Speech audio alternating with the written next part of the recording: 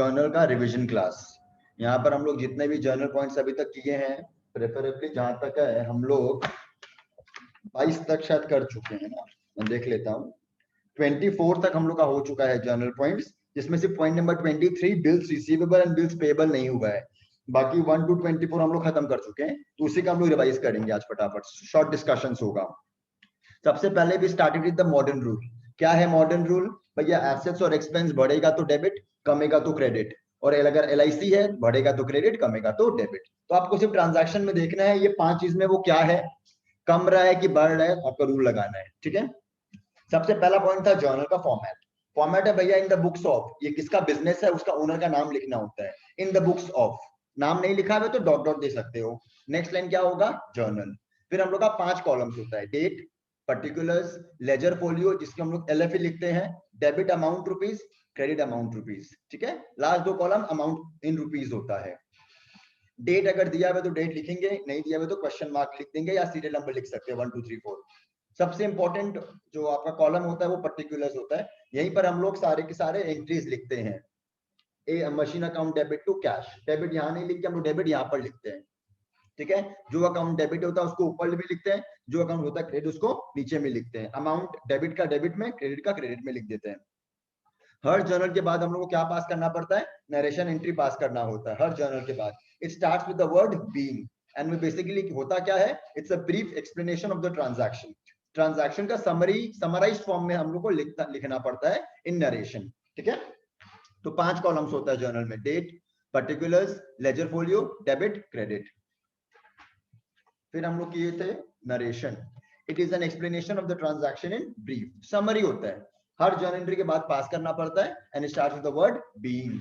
ये ध्यान रखना, कभी कभी आपको एग्जाम में बोल देगा पास जर्नल्स विदाउट नरेशन, कभी कभी सम स्पेसिफाई कर देगा, कभी कभी सम स्पेसिफाई कर देगा कि पास जर्नल्स विदाउट नरेशन, तो आपको फॉर्मेट बनाना पड़ेगा, हर एंट्री के बाद नरेशन नहीं लिखना पड़ेगा, ठीक है।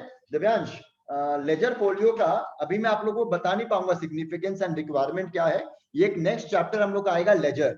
लेजर के बाद हम लोग समझ पाएंगे कि लेजर फोलियो क्या होता है, अभी आपको ये समझा नहीं पाऊंगा, अभी जस्ट ये कॉपी करना है, ये खाली रहता है वैसे भी, तो अभी क्या होता है ये मैं समझा नहीं पाऊंगा, नेक्स्ट चैप्टर लेजर कर लेंगे तब समझा पाऊंगा। नेक्स्ट इज कमेंसमेंट एंट्री या फिर इंट्रो ऑफ फर्दर कैपिटल, ये साथ में कर सकते हैं हम लोग, पॉइंट 3 एंड पॉइंट 4। इसमें हम लोग क्या था कि ओनर क्या करता है भैया, बिजनेस में पैसा लगाता है।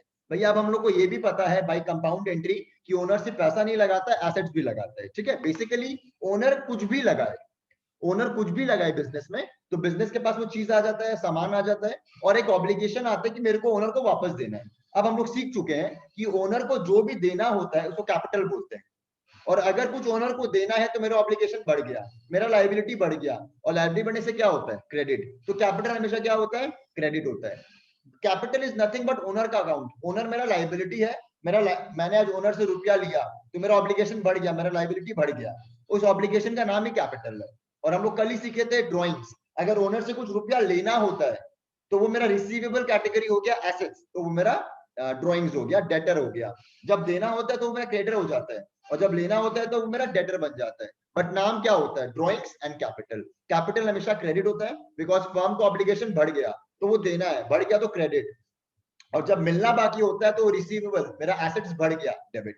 तो ड्रॉइंग्स डेबिट होता है, कैपिटल क्रेडिट होता है। तो यहाँ पर ओनर ने पैसा लगाया, यहाँ भी ओनर ने पैसा लगाया, फर्क नहीं पड़ता स्टार्ट में लगाया कि बीच में लगाया, कभी भी ओनर पैसा लगाता है तो बिजनेस के पास क्या आ जाता है? कैश आ जाता है। कैश आ जाता है और क्या देना पड़ता है? और वापस भैया चुकाना पड़ेगा, ऑब्लिगेशन आया। ऑब्लिगेशन ये किसके लिए आया भैया? ओनर के लिए आया। तो जो भी रुपया ओनर को देना होता है क्या बोलते हैं उसको? कैपिटल। तो एंट्री क्या हो जाए? Cash to capital. कभी कभी बोलेगा कि ओनर ने अपने पर्सनल सेविंग्स बैंक का रुपया फर्म में लगाया, तो इसका एंट्री क्या होगा? Cash to capital. क्यों? पर्सनल सेविंग्स बैंक से ओनर ने रुपया डाला बिजनेस में, तो आपको सोचना from the business point of view, business के पास क्या आया? बिजनेस के पास कैश आया, और ये ऑब्लिगेशन क्या आया कि ये तो पर्सनल अकाउंट से निकाला है, तो मेरे को ओनर को वापस देना पड़ेगा, तो जो भी ओनर को देना होता है क्या बोलते हैं उसको? कैपिटल। तो एंट्री क्या बनेगा? Cash to capital. तो आपको ट्रांजैक्शन में ध्यान देना पड़ेगा बोलता क्या है। हमेशा ट्रांजैक्शन जब भी दिया हुआ है उसको एनालाइज करो, सोचो क्या लिखा हुआ है, क्या बोलना चाहता है, आपको अपने आप ही आंसर आ जाएगा। जस्ट आप लोग क्या करते हो, ट्रांजैक्शन देख के एंट्री बोलना चाहते हो, नहीं, एनालाइज करो क्या हुआ है, क्या आ रहा है, क्या जा रहा है, तो आप लोग का कभी एंट्री रॉन्ग होगा नहीं, हड़बड़ी में करोगे तो रॉन्ग हो सकता है, ठीक है ना। फिर हम लोग आते हैं 0.5 में, 3 4 हो गया। अब मैं ऑर्डर में जाऊंगा, ठीक है ना, एक एक करके। 5 क्या था,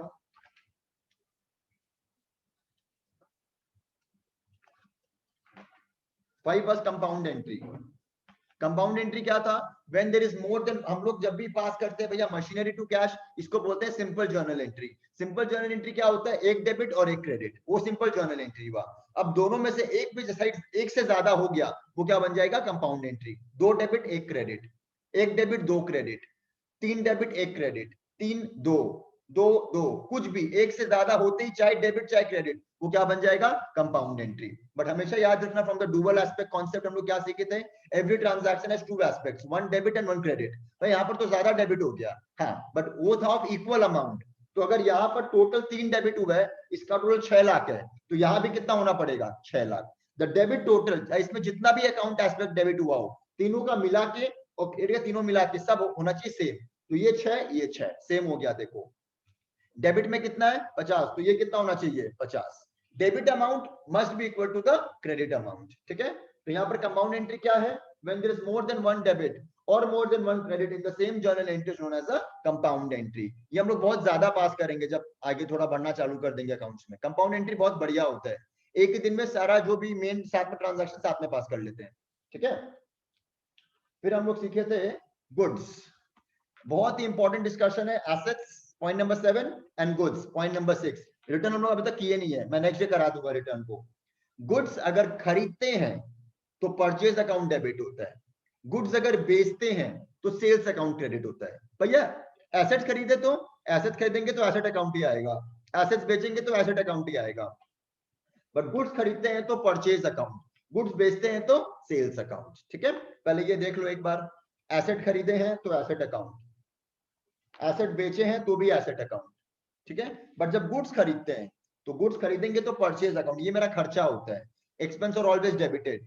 गुड्स बेचते हैं तो sales account, sales income, income is always credited. तो आपको सामने बोल देगा कैश है कि क्रेडिट है। चेक तो देखो बोलना पड़ेगा, चेक कब होगा, जब बैंक होगा, नहीं तो हमेशा कैश ही मानते हैं। कैश और चेक में तो हमेशा कैश मानेंगे, चेक कब मानेंगे, बैंक कब मानेंगे, जब बोल देगा। बट कैश और क्रेडिट में हमेशा हम लोग एक नोट पढ़े थे हम लोग, ठीक है ना, वो ध्यान रखना आप लोग, ये वाला नोट पढ़े थे हम लोग। अगर सिर्फ लिखा हुआ है गुड सोल्ड, अगर सिर्फ गुड सोल्ड लिखा हुआ है या गुड्स परचेज लिखा हुआ है, हम लोग कैश ट्रांजैक्शन मानते हैं। ना पार्टी का नाम लिखा हुआ है ना कुछ बोला है कैश या क्रेडिट, तो हम कैश मानते हैं। बट लिख दे good sold to Gopal for cash, यहाँ तो मेंशन ही कर दिया कैश, तो इट्स अ कैश ट्रांजैक्शन। और यहाँ पर लिख दे good sold to Gopal, party का नाम लिखा हुआ है बट बोल रहा नहीं बेचे कि ना उधार है कि कैश, तो यहाँ क्रेडिट मानेंगे। यहाँ क्रेडिट यहाँ कैश, यहाँ पर पार्टी का नाम भी नहीं दिया और कुछ बोला हुआ भी नहीं है, तो यहाँ कैश मानते हैं। अगर हम उधार में खरीदे, गुड्स आ गया बट कुछ दिए नहीं है, देना बाकी है, तो मेरा ऑब्लिगेशन आ गया। ऑब्लिगेशन अगर ओनर के लिए होता तो कैपिटल बोलते हैं, बट ये ऑब्लिगेशन बाहर वाले की है तो लाइबिलिटी। लाइबिलिटी ब्रॉडर टर्म हो गया, स्मॉलर टर्म क्या हो गया, क्रेडिटर। जब आप गुड्स उधार में खरीदते हो तो जिसको आपको पेमेंट करना बाकी होता है उनको क्रेडिटर बोलते हैं, ठीक है ना। नाम दिया हुआ तो नाम लिखेंगे, नाम नहीं दिया हुआ तो क्रेडिटर लिखते हैं। सिमिलरली अगर आप उधार में बेचे हो, आपके पास गुड्स चला गया, रुपया आया नहीं, आएगा रिसीवेबल, रिसीवेबल मेरा एसेट होता है, ठीक है। एसेट का कैटेगरी कौन सा हो गया, डेटर। आप जब उधार में बेचते हो, रुपया आना बाकी, जिनसे रुपया आना बाकी होता है उनको डेटर बोलते हैं, ठीक है। डेटर माने जिनसे रुपया मिलना बाकी होता है, नाम दिया हुआ है तो नाम लिखेंगे, नाम नहीं दिया हुआ है तो डेटर लिखते हैं, ठीक है। तो पहला 7 पॉइंट हम लोग कवर कर लिए अबाउट नॉमिनल अकाउंट्स। ये हम लोग गोल्डन रूल का कॉन्सेप्ट कर चुके हैं हम लोग। नॉमिनल अकाउंट्स क्या होता है भैया, सारा एक्सपेंस एंड सारा इनकम को नॉमिनल अकाउंट बोला जाता है, सारा एक्सपेंस सारा इनकम को। और हम लोग गोल्डन रूल, एक गोल्डन रूल से लिया हुआ नॉमिनल अकाउंट का, कि सारा एक्सपेंस को देखते ही डेबिट कर सकते हो, सारा इनकम देखते ही क्रेडिट कर सकते हो, ठीक है। कुछ नहीं बोला हो कि वो एक्सपेंस है कि इनकम, हम एक्सपेंस मानते हैं। सपोज रेंट लिखा हुआ है, सपोज आपको लिखा हुआ है रेंट, बट ये नहीं लिखा हुआ है रेंट पेड है कि रेंट रिसीव्ड है, तो हम उसको पेड मानते हैं, ठीक है। एक्सपेंस एंड इनकम में पार्टी से मेरे को मतलब नहीं होता है, एक एस्पेक्ट हमेशा मेरा कैश होगा, ठीक है, और एक एस्पेक्ट मेरा एक्सपेंस है इनकम होगा। एक्सपेंस और इनकम में कभी भी पार्टी से मतलब नहीं होता है मेरे को, ठीक है। फिर आते हैं हम लोग पॉइंट नंबर 9। पॉइंट नंबर 9 था कैरेज। पॉइंट नंबर 9 था carriage. Carriage means freight, transportation cost. Transportation cost हम लोग डायग्राम से समझे थे ये वाला, कि ये मेरा फैक्ट्री है, हम जिनसे खरीद रहे हैं वो क्या बोला, हम अपना फैक्ट्री यहीं पर छोड़ देंगे, आपको यहाँ से यहाँ तक मंगवाना पड़ेगा। तो हमको दो खर्चा करना पड़ा, एक तो गुड्स मंगवाने के लिए खर्चा करना पड़ा, एक गुड्स पे खर्चा करना पड़ा। तो दोनों मेरा खर्चा, कि एक तो मेरा गुड्स खरीदे तो उसका खर्चा हुआ, परचेज किए वो खर्चा, और गुड्स मंगवाने का भी खर्चा, दोनों मेरे पास से खर्चा होगा। ठीक है, तो यहाँ पर मेरा गुड्स अंदर आ रहा है, मेरे कोलकाता से फैक्ट्री मुंबई तक आ रहा है, कैरेज इनवर्ड। तो क्या बोलते हैं इसको, कैरेज ऑन परचेजेस बोलते हैं। ठीक है, सपोज मेरे को एक दिल्ली में माल बेचना है, सामने वाला मिस्टर बी बोलता है कि नहीं भैया मुंबई से मैं लेने नहीं आऊंगा, आप मेरे यहाँ तक पहुंचा दोगे तो मैं आपसे गुड्स खरीद लूंगा। तो मेरे को कैरेज देना पड़ रहा है बिकवाने के लिए, मेरा गुड्स बाहर जा रहा है, यहाँ से यहाँ बाहर जा रहा है, तो कैरेज ऑन सेल्स। बट ये भी मेरा खर्चा ही है, ये भी मेरा खर्चा, ये भी मेरा खर्चा। और खर्चा देखते हैं हम लोग को पता है डेबिट होता है। जब परचेज करते हैं तो मेरा दो खर्चा, बट जब सेल्स करते हैं तो एक मेरे पास पैसा आता है, ठीक है ना, बेचने पर पैसा आया 5000, बट खर्चा 200 चला गया, तो नेट कितना आया मेरे पास, 4800। ठीक है, carriage means transportation. Point number 10, point number 10 था bad debts, very very important. Point number 10 था बैड डेट्स। बैड डेट्स क्या होता है भैया, जिनसे पैसा मिलना बाकी था ना वो पैसा नहीं दे रहा है। हम लोग को रीजन जानने की जरूरत नहीं है, पैसा क्यों नहीं दे रहा है, हम लोग को रीजन नहीं जानना है, बट इतना पता चल गया जिनसे पैसा मिलना था वो नहीं देगा। भैया जब पैसा मिलना क्यों होता है, आपने पक्का उसको उधार में कुछ बेचा होगा। बैड डेट्स हमेशा हम मानते हैं गुड्स से रिलेटेड होता है, गुड्स सोल्ड ऑन क्रेडिट। भैया बैड डेट्स तो वो भी हो सकता है जिनसे मेरे को पैसा मिलना था वो नहीं दे रहा है, बैड डेट्स। बैड डेट्स का बेसिकली क्या था कि भैया जिनसे रुपया मिलना होता है वो मेरे को रुपया नहीं देगा, उसका रीजन मेरे को जानने का जरूरत नहीं, वो क्यों नहीं दे रहा, बट मेरे को वो पैसा नहीं दे रहा है। ठीक है, हम जब उधार में बेचे थे हम क्या एंट्री पास किए थे, डेटर्स टू सेल्स, तो उसको हम अपने बुक्स में क्या बनाए थे, एसेट। अब वो नहीं दे रहा है मेरे को, तो उसको हम बुक से हटा देंगे, बिकॉज भैया हम अकाउंट्स में किसको रिकॉर्ड करता है, जिनसे मेरे को आगे जाके मतलब है, कि हमको उसको याद रहे। एक सेकेंड, वो वाला ले ले, क्लास 12 देख आगे, हाँ वो वाला एक ले ले, बस ऊपर से ले एक, वो क्लास 12 ना।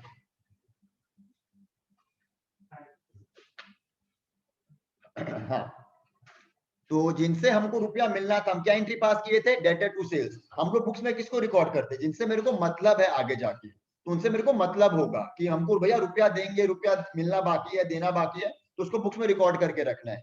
बट ये तो मेरे को बोल दिया हम आपको रुपया देंगे ही नहीं, बैड डेट्स, तो अब हमको उसको बुक्स में रिकॉर्ड करके फायदा क्या है, तो हम बुक से हटा देते हैं, उसको बोलते हैं बैड डेट्स। मेरा डेटर्स कम हो जाता है और मेरा लॉस, लॉस देखते हैं हम लोग क्या कर सकते हैं बुक्स में, डेबिट। बैड डेट्स दो टाइप का होता है, complete bad debts and partial bad debts. Complete bad debts क्या होता है कि मेरे को कुछ भी रुपया नहीं मिल रहा है, जितना मिलना था वो कुछ भी नहीं देगा, तो पूरा bad debts. Partial bad debts में क्या, उसमें थोड़ा इंसानियत बचा है, उससे सपोज 10,000 मिलना था तो मेरे को 4-5 हजार दे देता है, तो वो जो दे देता है वो कैश में रिकॉर्ड हो जाएगा, और जो नहीं देता है वो बैड डेट्स। हालांकि पूरा अकाउंट तो हम खत्म कर देंगे उसका, अब हमको कल उससे मतलब नहीं है, तो मेरा पूरा एसेट कम हो जाएगा, बट कुछ मिला उसमें कुछ नहीं मिला। तो एक होता है कंप्लीट बैड डेट्स, एक होता है partial bad debts.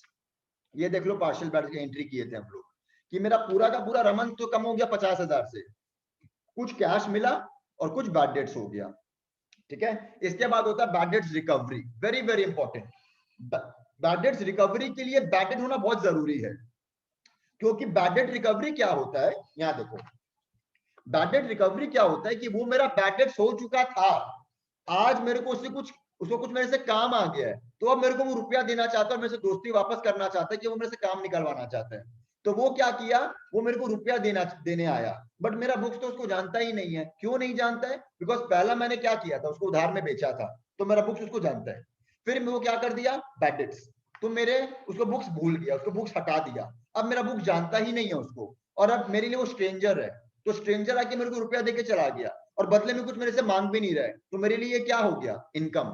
Income books में देखते क्या कर सकते हैं हम, क्रेडिट, और मेरे पास क्या आ गया, कैश। इनकम का नाम क्या है, बैड डेट रिकवरी। यहां देखो, पहले मैंने अमर को बेचा, तो मैंने अमर को डेबिट किया कि अमर मेरे को पैसा देगा और मेरा इनकम क्रेडिट, और अमर मेरे को डेटर बना, अमर मेरे को रुपया देगा। यहाँ पर अमर बैड डेट्स हो गया, अमर बोला हम रुपया नहीं देंगे, तो मेरा नुकसान देखते ही डेबिट, और मेरे पास अमर से अब मेरे को मतलब नहीं रहा, अमर का बैलेंस कम हो गया, अमर को कर देंगे क्रेडिट। दो लॉजिक से मैंने बताया था, एक तो भैया डेबिट करना, कैंसिल करना, कैंसिल के लिए क्या करना पड़ता है हम लोग को, उल्टा debit credit gets cancelled out. Accounts में आप काटाकुटी नहीं कर सकते हो, डेबिट क्रेडिट करना पड़ता है। या फिर एक दूसरा लॉजिक, अमर से पहले 5000 मिलना था, अब इस ट्रांजैक्शन के बाद अमर से कुछ भी नहीं मिलना है, तो मेरा अमर का बैलेंस 5000 से कम हो गया, एसेट माइनस हो गया क्रेडिट। अब यहाँ पर अमर से मिलना था, यहाँ अमर से नहीं मिलना है, अब मेरा बुक्स अमर को जानता ही नहीं है। अब मेरे को अमर आके 1000 रुपया दे दिया, अमर को फर्म जानता ही नहीं है, कोई आया गेट खोल के 1000 रुपया देके चला गया, फर्म के लिए क्या हो गया, इनकम। इनकम का नाम बैड डेट रिकवरी। हम लोग यहाँ कैश टू अमर नहीं लिख सकते, बिकॉज मेरा बुक्स अमर को जानता ही नहीं है, ठीक है। तो इनकम का नाम क्या हो गया, बैड डेट रिकवरी। देखो यहां तक।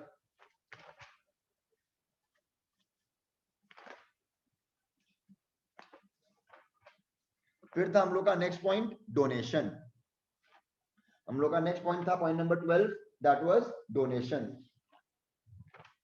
डोनेशन क्या होता है, जब आप किसी को कुछ सामान देते हो, बदले में कुछ नहीं लेते हो, तो ये आपको नुकसान हो जाता है। नुकसान फर्म में क्या करते हैं हम लोग, बुक्स में क्या करते हैं हम लोग, डेबिट। अब डोनेशन में अगर कैश दे रहे हो तो कैश चला गया, चेक दे रहे हो तो बैंक चला गया, एसेट दे रहे हो तो मशीन चला गया, गुड्स चला गया तो लार्जली सीखे टू परचेज, तो एंट्री क्या हो जाता है, donation to purchase.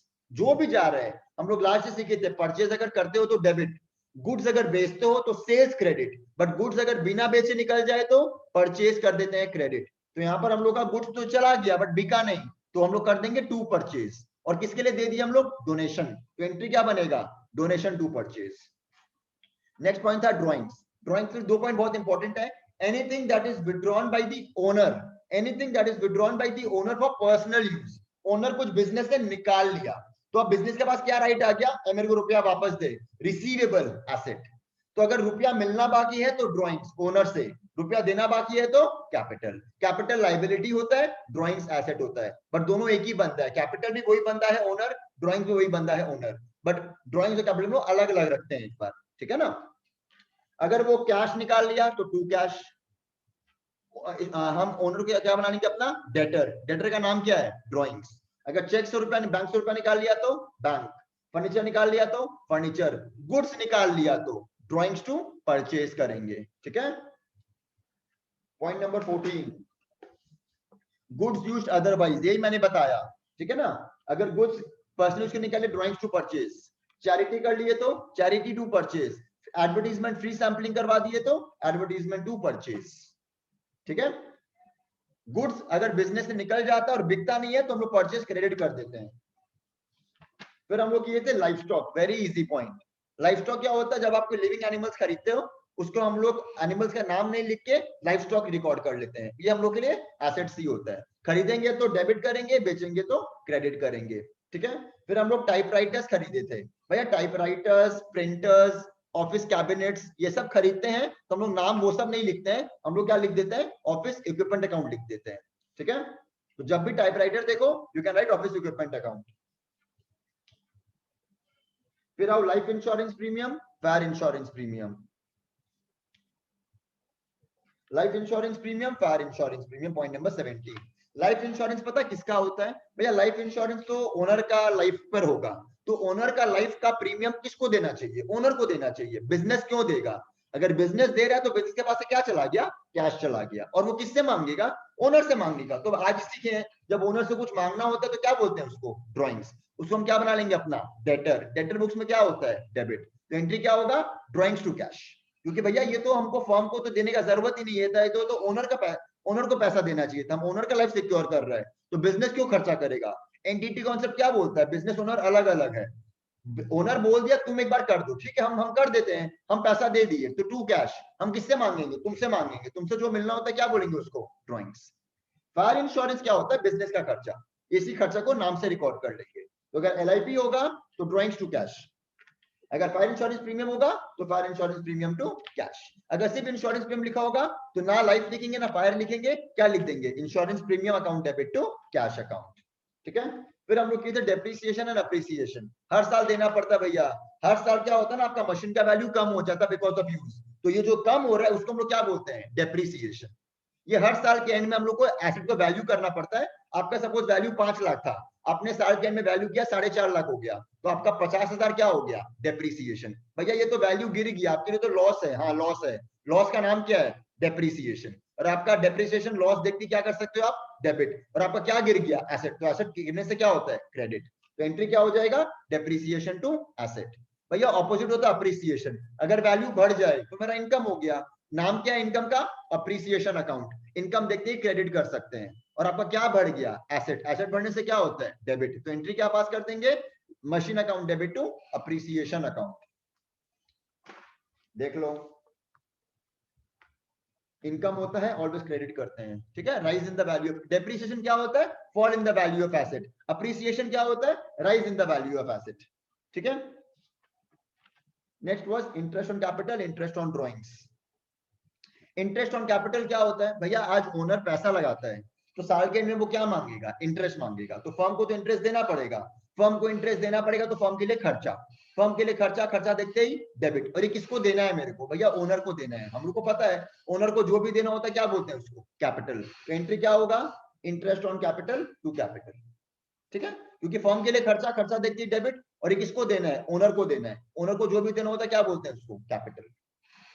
Interest on drawings क्या होता है, भैया आज अगर ओनर कुछ ड्राइंग्स करके रखा है तो वो तो वापस देना ही पड़ेगा फर्म को, और फर्म एक चीज और मांगेगा कि तुम मेरे को इस पे इंटरेस्ट भी दो, फर्म इसमें इंटरेस्ट भी मांगेगा कि तुम मेरे को इंटरेस्ट भी दो इस पर, तो फर्म को इंटरेस्ट मिलेगा, ड्राइंग्स का पूरा पैसा तो मिलेगा ही और साथ में इंटरेस्ट भी मिलेगा, तो फर्म के लिए क्या हो गया, ये फर्म के लिए इनकम हो गया, और ये किससे मिलेगा, भैया ओनर से मिलेगा, ओनर से जो भी मिलना होता है क्या बोलते हैं उसको, ड्राइंग्स, तो एंट्री क्या हो गया, drawings account debit to interest on drawings account, क्योंकि एक तो फर्म के लिए इनकम, और ये किससे मिलना है मेरे को, ओनर से, ओनर से जो भी मिलना होता है उसको क्या बोलते हैं, ड्राइंग्स बोलते हैं, ठीक है, देखो यहां तक।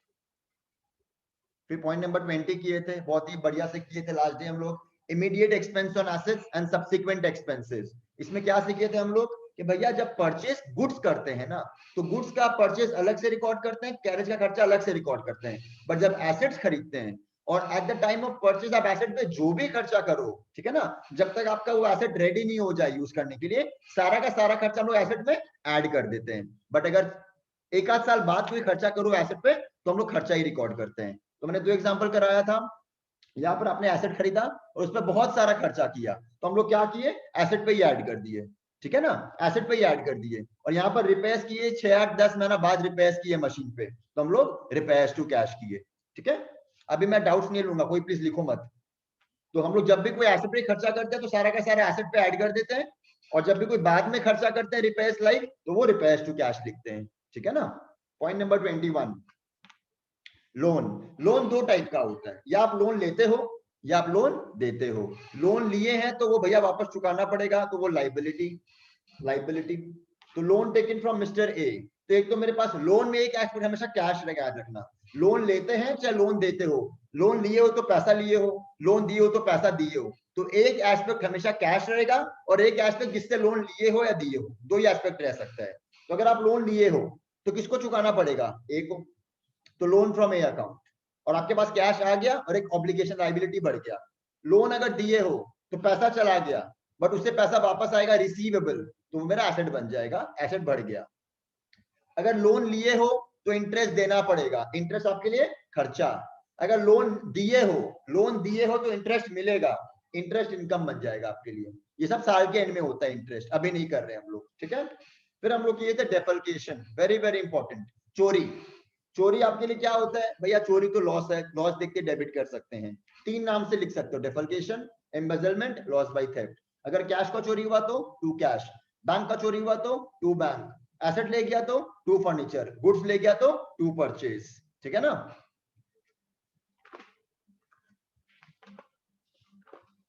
And the last point we did was point number 24, income tax.